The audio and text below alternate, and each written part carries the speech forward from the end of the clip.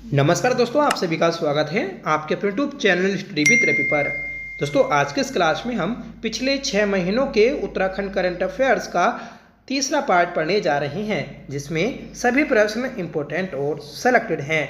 Friends, अगर आपने पिछले दोनों पार्ट्स नहीं देखे हैं तो आप उन्हें जरूर देख लीजिएगा, क्योंकि उन दोनों पार्ट्स में आपके इम्पोर्टेंट क्वेश्चंस हैं। जो भी आपके आने वाले एग्जाम्स हैं, उन सभी एग्जाम्स में यहाँ से प्रश्न दोस्तों पूछे ही जाएंगे। ठीक है, उत्तराखंड करंट अफेयर्स के प्रश्न कम से कम 4 से 5 पूछे ही जाते हैं, चाहे वह एग्जाम यूके SSC का हो या फिर यूके PSC का।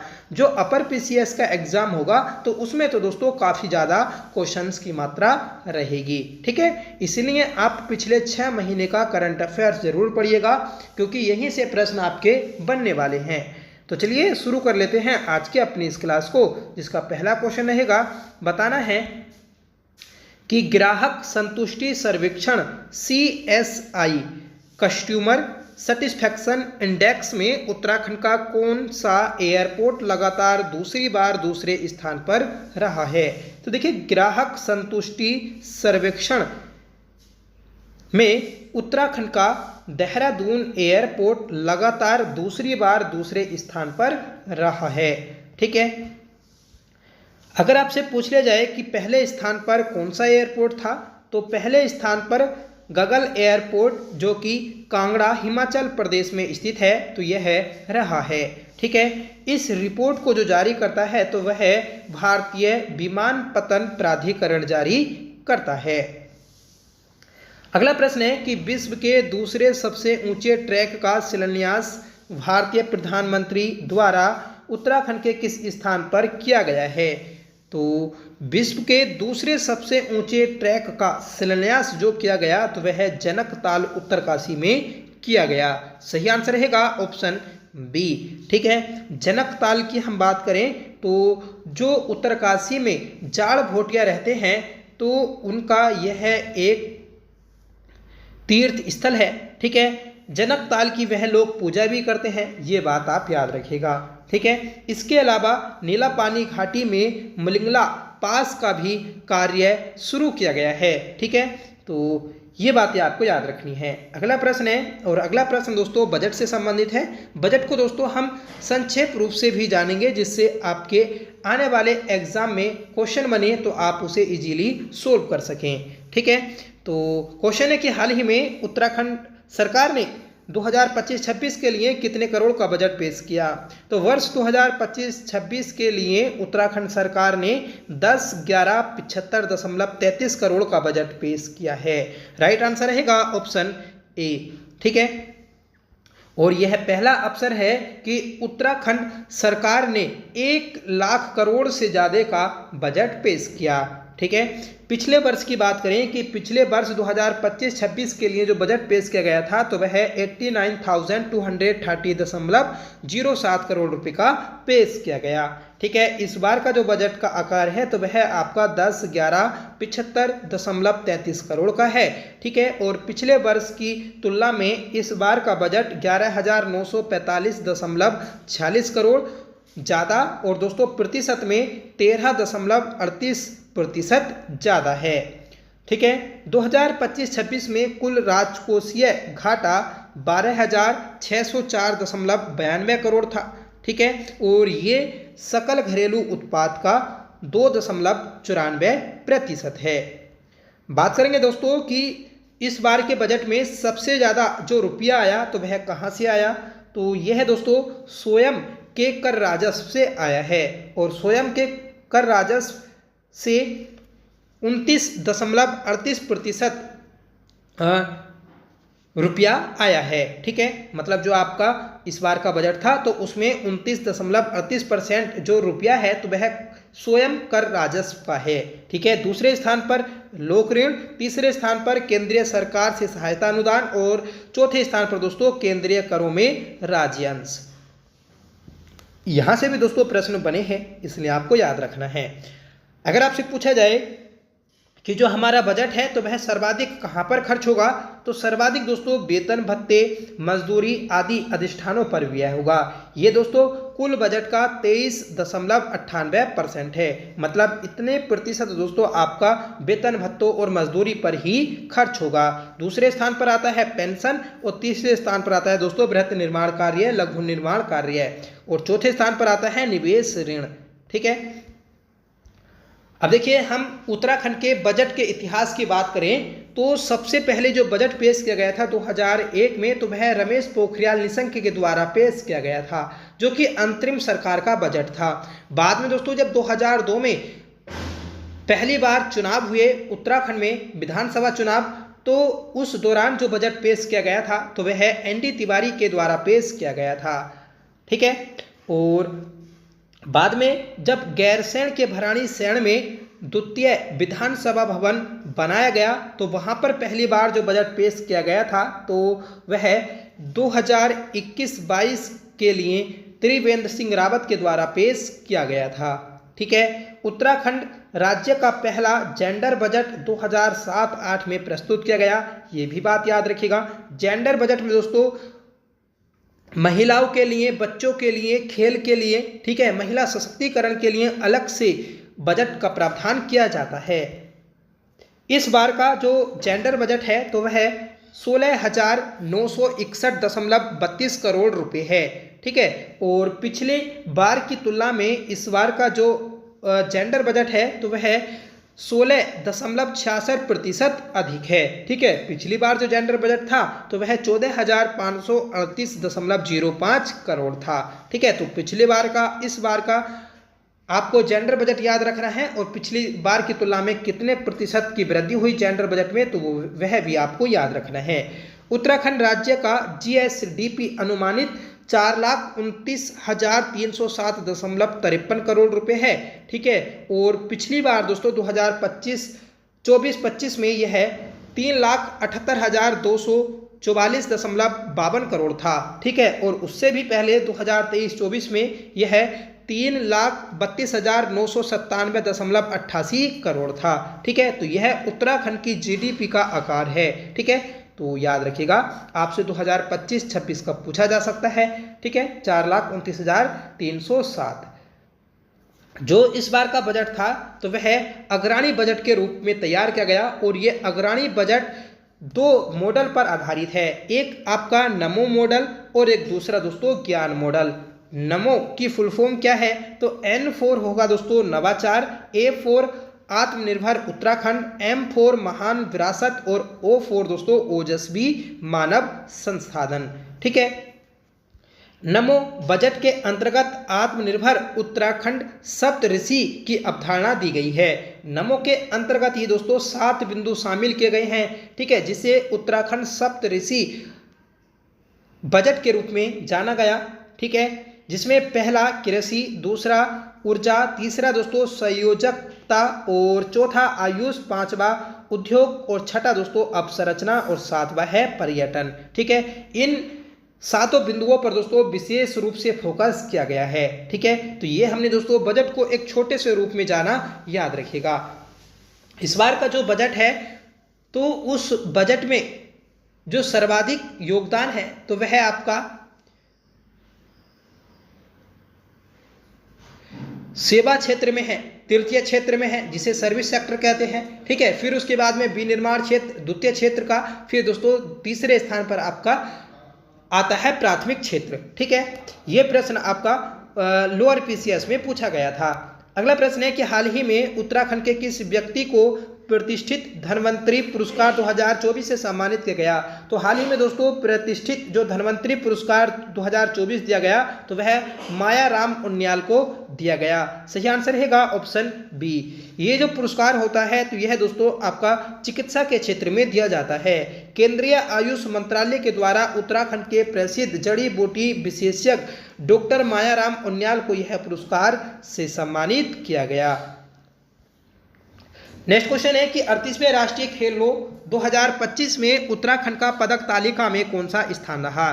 देखिए 38वें राष्ट्रीय खेल 2025 में उत्तराखंड राज्य में आयोजित किए गए थे और उत्तराखंड के प्लेयर्स ने काफ़ी अच्छा परफॉर्मेंस किया था। ठीक है, और एक अच्छी रैंक भी हासिल की थी। तो उत्तराखंड ने 7वां स्थान प्राप्त किया था 38वें राष्ट्रीय खेलों में, याद रखिएगा। अब बात कर लें कि उत्तराखंड ने कुल कितने पदक जीते थे, तो उत्तराखंड ने कुल 103 पदक जीते थे, जिसमें से 24 गोल्ड मेडल थे। अब देखिए जो 38वें राष्ट्रीय खेल हैं 2024-25 में, तो इनका आयोजन 28 जनवरी से 14 फरवरी के मध्य किया गया और उत्तराखंड के अलग अलग शहरों में इसका आयोजन हुआ था। ठीक है, 38वें राष्ट्रीय खेलों में कुल खेलों की संख्या 35 थी, जिसमें 2 प्रदर्शनी खेल थे, कलारीपयट्टू और रिवर राफ्टिंग। ठीक है, 38वें राष्ट्रीय खेलों का उद्घाटन 28 जनवरी 2025 को प्रधानमंत्री नरेंद्र मोदी ने देहरादून के राजीव गांधी अंतर्राष्ट्रीय स्टेडियम में किया था, जबकि समापन 14 फरवरी 2025 को गृह मंत्री अमित शाह जी के द्वारा हल्द्वानी में किया गया था। ठीक है, और बात करेंगे कि ये जो लोगो था आपका 38वें राष्ट्रीय खेलों का, तो इस लोगो को सूर्य के बीच में हिमालय को प्रदर्शित किया गया और साथ ही दोस्तों मोनाल के पंखों को भी लगाया गया था।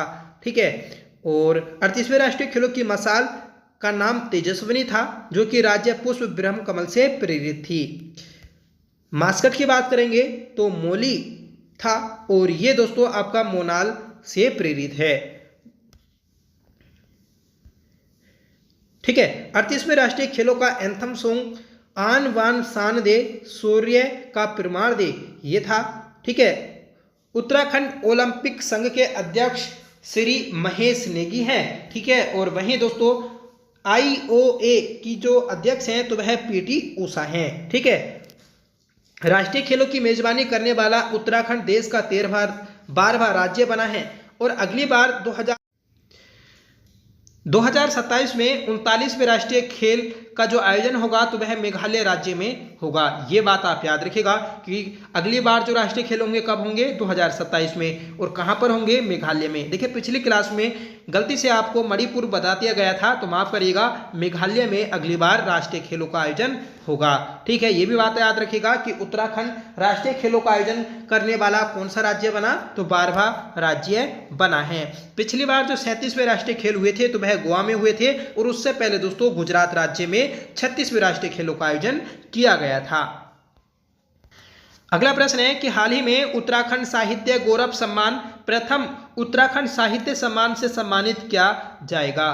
तो ये सम्मानित किए जा चुके हैं। याद रखिएगा कि उत्तराखंड साहित्य गौरव सम्मान से किसे सम्मानित किया गया, तो सुभाष पंत को सम्मानित किया गया है। और ये प्रश्न दोस्तों आपका लोअर PCS में पूछा गया है। ठीक है, याद रखिएगा आप, इंपॉर्टेंट है। देखिए 25 फरवरी 2025 को उत्तराखंड भाषा संस्थान के द्वारा वर्ष 2024 के लिए उत्तराखंड साहित्य गौरव सम्मान सुभाष पंत को दिया गया। सुभाष पंत यह दोस्तों एक प्रमुख कथाकार हैं। ठीक है, जिनकी प्रमुख रचनाएं आती हैं एक रात का फासला, छोटा हुआ आदमी, एक का पहाड़ा, पहाड़ और मुन्नी बाई की प्रार्थना, पहाड़ की सुबह, सुबह का भूला, सीलिंग वेल और 21वीं सदी की दौड़। ठीक है, तो ये सुभाष पंत जी की प्रमुख रचनाएं हैं, याद रखनी है। नेक्स्ट क्वेश्चन है कि उत्तराखंड कैबिनेट ने भू कानून के प्रस्ताव को कब मंजूरी दी है। तो उत्तराखंड कैबिनेट ने भू कानून के प्रस्ताव को जो मंजूरी दी तो वह 19 फरवरी 2024 को दी है, 2025 को दी है, याद रखिएगा। ठीक है, तो 19 फरवरी 2025 से उत्तराखंड में नया भू कानून लागू किया गया है। इस नए भू कानून में क्या होगा कि जो आपके पर्वतीय राज्य हैं तो उन पर्वतीय राज्यों में कोई भी बाहरी राज्य का व्यक्ति बागवानी के लिए जमीन नहीं खरीद पाएगा। ठीक है, अगर ये जमीन खरीदनी है तो वह आपके तराई क्षेत्र जैसे उधम सिंह नगर और हरिद्वार में खरीद सकता है। ठीक है, तो याद रखना है कि नए कानून के तहत हरिद्वार और उधम सिंह नगर को छोड़कर बाकी 11 जिलों में बाहरी राज्यों के लोग कृषि और बागवानी के लिए जमीन नहीं खरीद सकेंगे। अगला प्रश्न है कि उत्तराखंड के किस स्कूल को पर्यावरण शिक्षा के लिए विप्रो अर्थयन अवार्ड 2024 से सम्मानित किया गया। तो ये किया गया है दोस्तों नानकमत्ता पब्लिक स्कूल को। ठीक है, Wipro earthian award 2024। Nanakmatta public school को अजीम प्रेमजी विश्वविद्यालय बेंगलुरु में पर्यावरण शिक्षा के लिए विप्रो अर्थयन अवार्ड 2024 से सम्मानित किया गया। अगला प्रश्न है कि मध्य प्रदेश संस्कृति विभाग द्वारा हाल ही में उत्तराखंड के किस साहित्यकार को राष्ट्रीय कबीर सम्मान 2023 से सम्मानित किया गया? तो देखिए राष्ट्रीय कबीर सम्मान से जो सम्मानित किया गया तो वह लीलाधर जगुड़ी को सम्मानित किया गया। सही आंसर रहेगा ऑप्शन बी। लीलाधर जगुड़ी यह उत्तराखंड के एक प्रसिद्ध लेखक हैं, याद रखिएगा। ठीक है, लीलाधर जगुड़ी की बात करें हम तो इन्हें जितने लोग उतने प्रेम कविता संग्रह के लिए के बिरला फाउंडेशन के द्वारा व्यास सम्मान दिया गया, और ये कब दिया गया था? 2018 में। ठीक है, तो पूछा जाता है कि लीलाधर जगुड़ी को व्यास सम्मान किस वर्ष दिया गया? तो 2018 में। किस कविता संग्रह के लिए? तो जितने लोग उतने प्रेम के लिए। इन्हें दोस्तों साहित्य अकादमी पुरस्कार से भी सम्मानित किया जा चुका है। साहित्य अकादमी सम्मान जो दिया गया तो वह अनुभव के आकाश में चांद के लिए 1997 में दिया गया था। ठीक है, तो ये एक इंपॉर्टेंट व्यक्ति हैं, याद रखिएगा। इन्हें व्यास सम्मान और साहित्य अकादमी सम्मान भी मिल चुका है। ठीक है, एक और दोस्तों लेखक आते हैं बीरेन डंगवाल, जिन्हें दुष्चक्र में श्रेष्ठता के लिए 2004 में साहित्य अकादमी सम्मान से सम्मानित किया गया था। ठीक है, लीलाधर जगुड़ी की अन्य रचना है शंखमुखी शिखरों पर।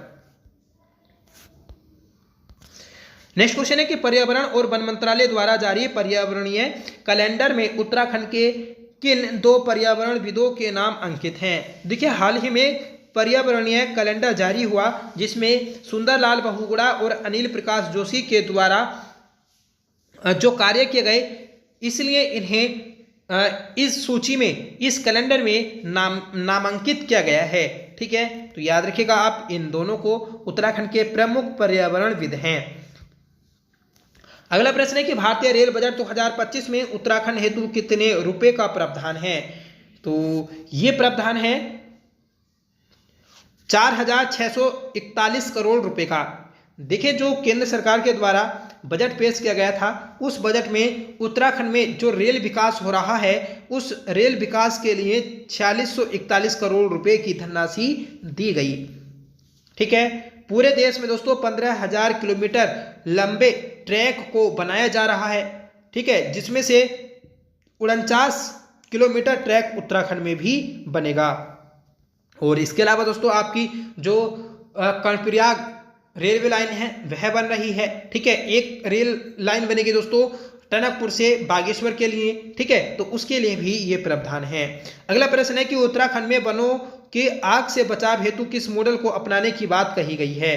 देखिए वनों में आग लगना उत्तराखंड में एक स्वाभाविक सी बात हो गई है। ठीक है, लगातार ऐसी घटनाएं सामने आती रहती हैं। ठीक है, पिछले वर्ष दोस्तों काफ़ी ज़्यादा घटनाएं घटी थी वनों में आग लगने की। ठीक है, जिससे दोस्तों पशु पक्षी और मानव की जान को काफ़ी ज़्यादा हानि पहुंचती है। तो इस आपदा से बचने के लिए शीतला खेत मॉडल को अपनाया गया है। सही आंसर रहेगा ऑप्शन डी। शीतला खेत मॉडल ये है 2003 से शुरू किया गया। शीतला खेत मॉडल को शुरू करने का जो श्रेय जाता है तो वह गजेंद्र रावत को जाता है, जो कि समाज सेवी हैं। ठीक है, शीतला खेत मॉडल में क्या होता है तो इसमें दोस्तों गर्मी आने से पहले ही 31 मार्च तक खेतों की मेड़ और बंजर भूमि पर जो सूखी झाड़ियाँ, सूखी घास होती है उन्हें काट कर एक जगह ढेर लगा दिया जाता है, या फिर दोस्तों उनमें ही आग लगा दी जाती है। ठीक है, तो ये शीतला खेत मॉडल है। ठीक है, और 2024 में पूरे देश में सर्वाधिक वनों से जो आग लगी और ऐसी घटनाएं घटी तो उसमें उत्तराखंड पहले स्थान पर है। ये भी आपको याद रखना है। नेक्स्ट क्वेश्चन है कि हाल ही में गढ़वाल के किस स्थान पर सड़क चौड़ीकरण के दौरान भिताड़ा गुफा में अनेक शिवलिंग की गुफाएं प्राप्त हुई हैं? तो ये प्राप्त हुई है दोस्तों सतपुली पौड़ी में। सही आंसर रहेगा ऑप्शन बी। देखिए पिछली बार हमने एक क्वेश्चन किया था तो उसमें गलती से आपको पुरोला उत्तरकाशी बताया गया था। ठीक है, इस बार आपको याद रखना है कि सतपुली पौड़ी में ही आपको ये गुफा से शिवलिंग प्राप्त हुए हैं। नेक्स्ट क्वेश्चन है कि उत्तराखंड सरकार के तीसरे प्रमुख सचिव के रूप में कौन नियुक्त किए गए? तो तीसरे प्रमुख सचिव के रूप में जो नियुक्त किए गए हैं तो वह आर मीनाक्षी सुंदरम नियुक्त किए गए। सही आंसर रहेगा ऑप्शन बी। ठीक है, हाल ही में दोस्तों एक नई नियुक्ति हुई है जो उत्तराखंड हाई कोर्ट के रजिस्ट्रार जनरल हैं। ठीक है, योगेश गुप्ता, इनके हाल ही में नियुक्ति की गई। इनसे पहले के है कसा खान उत्तराखंड हाई कोर्ट के रजिस्ट्रार जनरल थे। ठीक है, 5-6 दिन पहले ही दोस्तों उनकी यह नियुक्ति हुई है। योगेश गुप्ता का नाम आपको याद रखना है। अगला प्रश्न है कि राष्ट्रीय खेलों में उत्तराखंड ने सर्वाधिक पदक किस खेल स्पर्धा में जीते। देखिए, जो 38वें राष्ट्रीय खेल हुए थे उसमें सर्वाधिक जो पदक जीते तो वह मॉडर्न पेंटाथलॉन में जीते गए थे। ठीक है, और कुल पदक कितने जीते गए तो 103। देखिए, सबसे ज्यादा जो पदक जीते गए थे तो वह महाराष्ट्र राज्य के द्वारा जीते गए थे 101, जबकि सर्वाधिक गोल्ड मेडल जो जीते गए थे तो वह सर्विसेज बोर्ड के द्वारा जीते गए थे। इसलिए पदक तालिका में पहला स्थान जो प्राप्त हुआ था तो वह सर्विसेज बोर्ड को प्राप्त हुआ था, और दूसरा स्थान दोस्तों महाराष्ट्र को प्राप्त हुआ था। ठीक है, ये वाला क्वेश्चन आपका लोअर पीसीएस में पूछा गया था कि 201 या फिर पदक तालिका में सर्वाधिक पदक जीतने वाला राज्य कौन सा है। ठीक है, तो वह आपका महाराष्ट्र था। ये क्वेश्चन आपका लोअर पीसीएस में बना था। अगला प्रश्न है कि 14 फरवरी 2024 को सर्वोदय कार्यकर्ता और भूदान आंदोलन में विनोबा भावे के साथ रही उत्तराखंड के किस पर्यावरणविद का निधन हो गया है। तो ये हुआ है दोस्तों बिमला बहुगुणा का। सही आंसर रहेगा ऑप्शन बी, सुंदरलाल बहुगुणा की पत्नी है बिमला बहुगुणा। ठीक है, जिनका हाल ही में निधन हुआ है। अगला प्रश्न है कि हाल ही में उत्तराखंड उच्च न्यायालय में नवे न्यायाधीश के रूप में किसे शामिल किया गया। तो ये किया गया है आलोक मेहरा को। सही आंसर है ऑप्शन ए। ठीक है, वर्तमान में उत्तराखंड हाई कोर्ट के मुख्य न्यायाधीश कौन है, आप कमेंट करके बताइएगा। अगला प्रश्न है और आज के इस क्लास का लास्ट क्वेश्चन जो कि आपका होमवर्क रहेगा कि इको फ्रेंडली और सेफ केदारनाथ यात्रा 2024 हेतु प्रतिष्ठित स्कोच अवार्ड किस जिले को प्रदान किया गया है। ठीक है, तो ये क्वेश्चन आप कमेंट करके बताइएगा कि इस क्वेश्चन का सही आंसर क्या रहेगा। ठीक है, इजी क्वेश्चन है, आप केदारनाथ के माध्यम से ही इसे सोल्व कर सकते हैं। ठीक है, और फ्रेंड्स ये क्लास आपको पसंद आई हो तो प्लीज इसे लाइक करिएगा, दोस्तों में शेयर करिएगा। आज के इस क्लास में सभी प्रश्न मोस्ट इंपोर्टेंट हैं। ठीक है, ये प्रश्न आपके एग्जाम में पूछे जा सकते हैं और पूछे भी गए हैं लोअर पीसीएस में। जो अपर पीसीएस का एग्जाम होने वाला है तो उसमें यहां से ही प्रश्न आपके बनेंगे। ठीक है, अगर आपने पिछली दोनों क्लासेस नहीं देखी है तो उन्हें भी आप जरूर देखिएगा, क्योंकि अगर आप हर एक पार्ट को देखेंगे तभी आपका पिछले 6 महीनों का करंट अफेयर कंप्लीट हो पाएगा। ठीक है, तो चलिए मिलते हैं नेक्स्ट क्लास के साथ, तब तक के लिए bye. Thank you so much for watching. जय हिंद।